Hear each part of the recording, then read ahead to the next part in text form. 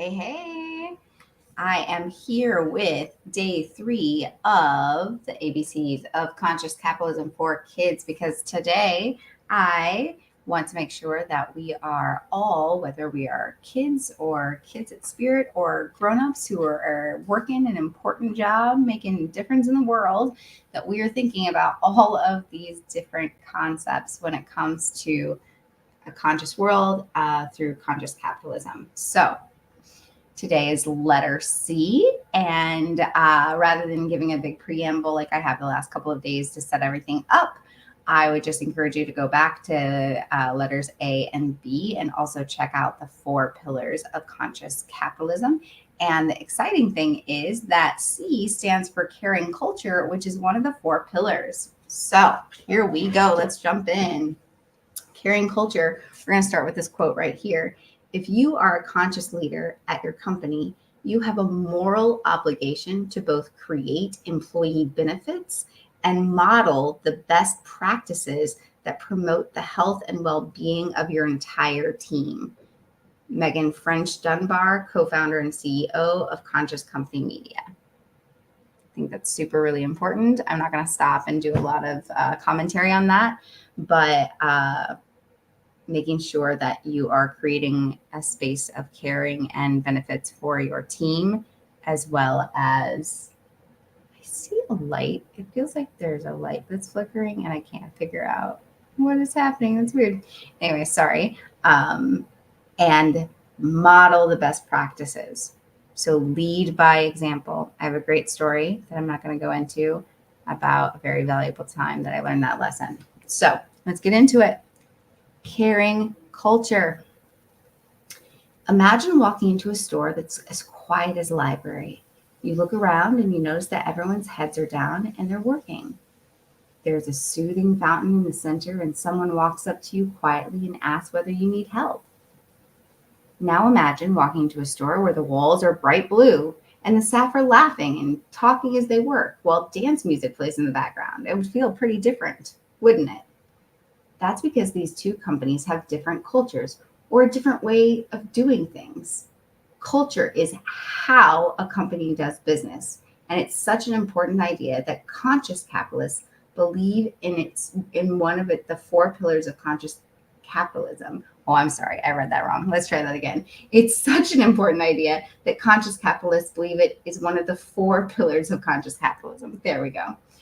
Company culture is made up of a lot of things. How a company treats its employees, how it makes its brand, how it talks to customers, and its value all make up culture, which affects everything in a company. In fact, you can't have a business without a culture. Now, and I posted something about that yesterday. Even our solopreneurs out there, your company has a culture, whether it's by default or by design, your entity has a culture. 2 things I was going to say about this, and we'll keep going, a couple commentary pieces. The 2 descriptions of the 2 businesses, neither is right or wrong. Some people may really love having a really quiet, soothing place, talking in quiet, low voices. And then others may enjoy bright atmosphere and laughter and dancing while they're working and while they're shopping, right? Neither is right or wrong. And I don't think based on these descriptions, it's just different how you do things. And different people are going to be drawn to the how, not just the what. So the other thing I was going to say is how important making sure that not only you define your values, but you make sure that they are actionable and that you know how your company defines that word, because just a single word or 2 or a little descriptor without more context of the concrete ways in which your company actualizes that at best causes confusion and at worst is a platitude. So, well, maybe it could be even worse than that, but it's pretty bad to be a platitude too. Anyway, we're going to keep going. So for conscious capitalism, for conscious capitalists, there we go. Culture is even more important because it helps them make a big difference for people and the world around them. Conscious businesses work to create a culture where employees are heard and seen, And everyone involved in the company is committed to going above and beyond and helping people and the planet. When they design a culture, conscious capitalists create a vibe within their company that supports their mission. And bonus, a conscious culture makes working for a company really exciting. I have a business mentor who talks about people doing the bare maximum, and not in the sense of like overworking and taking advantage, but just that mindset that people are really thoughtful about going above and beyond to help people on the planet.